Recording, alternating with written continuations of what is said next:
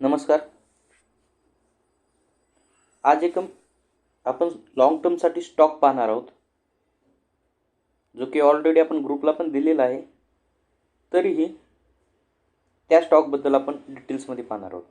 त्याआधी आपण फक्त बँक निफ्टी काय करू शकतात याचा जस्ट एक व्ह्यू पाहू.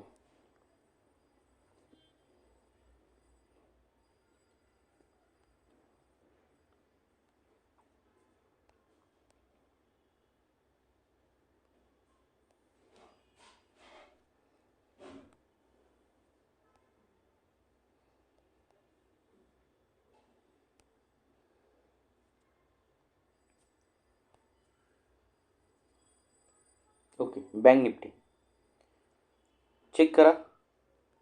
आपण बँक निफ्टी पाहिली. बँक निफ्टी जोपर्यंत या ट्रेंडमध्ये राहिली तोपर्यंत चेक करा. आवरमध्ये अप डाऊन करत राहिली. जेव्हा बँक निफ्टीनं ट्रेंड ब्रेक केला, सडन मुवमेंट केली आणि आता त्यानंतर बँक निफ्टी या रेजिस्टन्सला येऊन थांबलेली आहे, जो की 47,300च्या आसपास बनलेला आहे. आणि तो रेजिस्टन्स आपण असंही जरी पाहिलं तर एक ट्रेंडचा रेजिस्टन्स बनलेला आहे, लक्षात घ्या. हा एक बँक निफ्टीमध्ये अशा पद्धतीने देखील एक ट्रेंड सुरू आहे.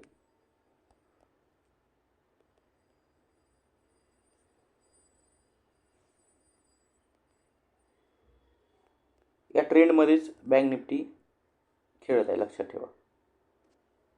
आपल्याला आता जर मार्केट अपसाईड जाण्याची चान्सेस बनत असतील तर केव्हा आपण एंट्री करू शकतो, तर लक्षात घ्या.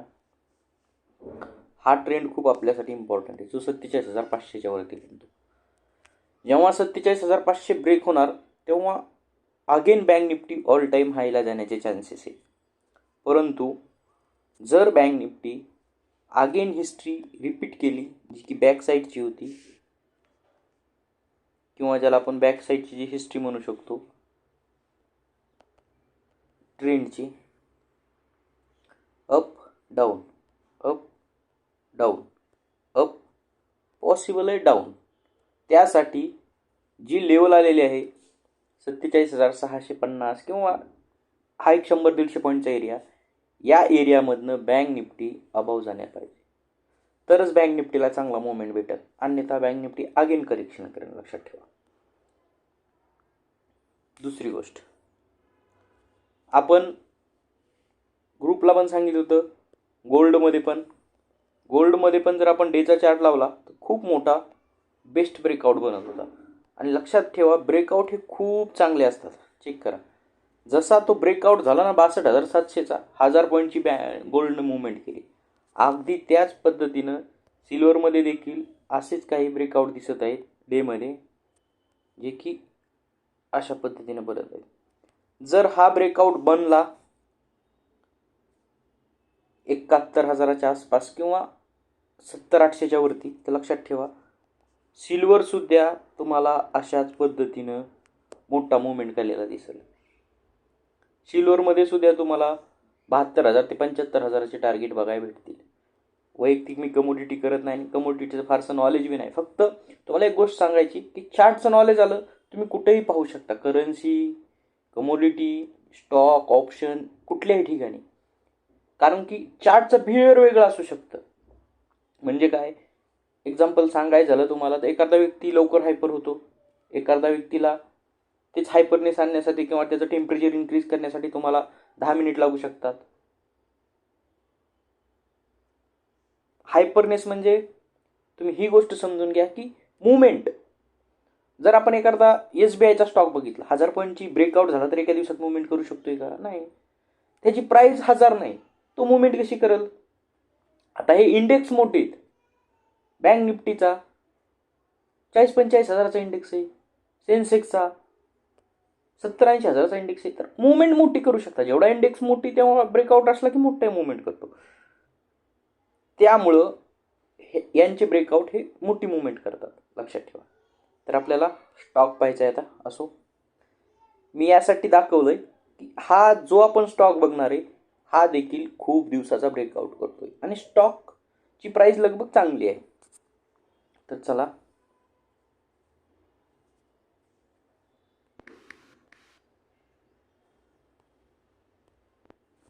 ओके, तर आपण पहिल्यांदा स्टॉकची हिस्ट्री डेमध्ये बघू.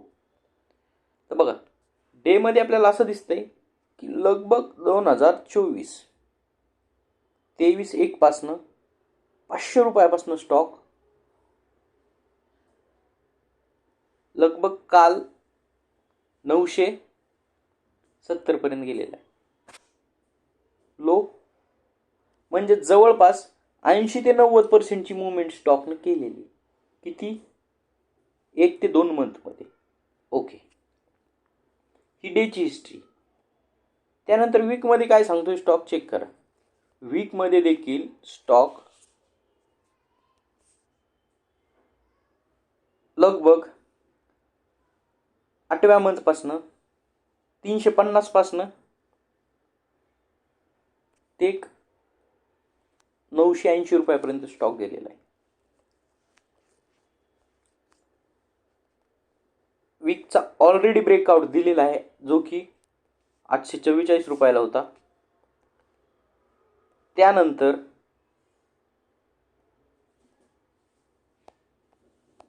आपण स्टॉकला मंथमध्ये पाहू. चेक करा, तुम्हाला असं दिसून येईल हा स्टॉक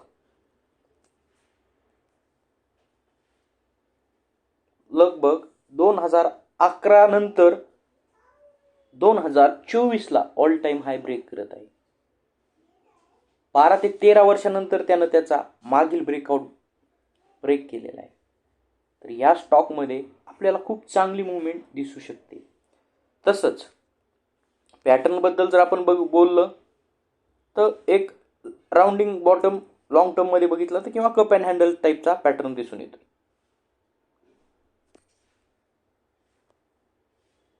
इथनं जर बोललं आपण असा किंवा तुम्हाला या पद्धतीमध्ये पकडायचं असेल तर अशा पद्धतीचे आपल्याला पॅटर्न दिसून येतात. जर आपण बघितलं तर या स्टॉकमध्ये देखील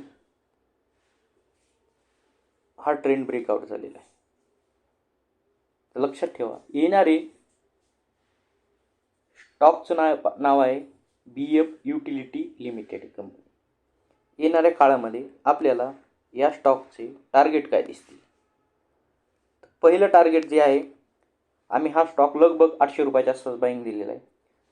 पहिलं टार्गेट असेल आपलं 1000 रुपीज. जर यानं हे टार्गेट ब्रेक केलं तर नेक्स्ट टार्गेट असेल आपलं 1050 ते 1100. त्यानंतर तेही ब्रेक केलं तर आपल्याला टार्गेट दिसू शकतं 1350 ते 1700 पर्यंतचे टार्गेट आम्हाला या स्टॉकमध्ये दिसत आहे. जर आता टॉप लॉसची गोष्ट बघितली तर आम्ही हा स्टॉक या ठिकाणी आयडेंटिफाय केला 720-730च्या आसपास. तर आपण 720-730चे टॉप लॉस ठेवू शकतो आणि डीपमध्ये बाईंग मिळाली तर बाय करू शकतो. येणारे टार्गेट हे अशा पद्धतीनं असू शकतात. जर तुम्हाला डीपमध्ये हा स्टॉक भेटत असेल तुम्ही ट्राय करू शकता. वैयक्तिक माझी बाय किंवा सेलसाठी तुम्हाला सजेशन नाही, परंतु जे ब्रेकआउट असतात किंवा मार्केटची जी हिस्ट्री असते किंवा मार्केटमध्ये आपल्याला काय वाटतं, चार्ट पाहून काय वाटतं हे तुम्हाला शिकवण्याचा प्रयत्न केलेला आहे. वैयक्तिक तुम्ही सुद्धा चार्ट ट्रेडिंग शिका. चार्ट ट्रेडिंग शिकल्यानंतर तुम्हाला या गोष्टी समजून येतील. जोपर्यंत तुम्ही शिकणार नाहीत तोपर्यंत मार्केटमध्ये तुम्ही आंधळे आहात. आणि लक्षात ठेवा, जो व्यक्ती आंधळा असतो त्याला दुसऱ्यावर डिपेंड राहावं लागतं. मग दुसरा खड्ड्यात घेऊन जाईल का हायवेनं घेऊन जाईल हे ते चालणाऱ्या समोरच्या व्यक्तीला किंवा तुमच्या सारथीला माहिती असतं. त्यामुळं दुसऱ्याला सारथी बनवण्यापेक्षा स्वतःचा सारथी स्वतः बनण्याचा प्रयत्न करा. मार्केटमध्ये शिकण्याचा प्रयत्न करा. दिलेला स्टॉक स्वतः अभ्यास करा. बाय सेल करण्याचा विचार पाहून करा. थँक्यू.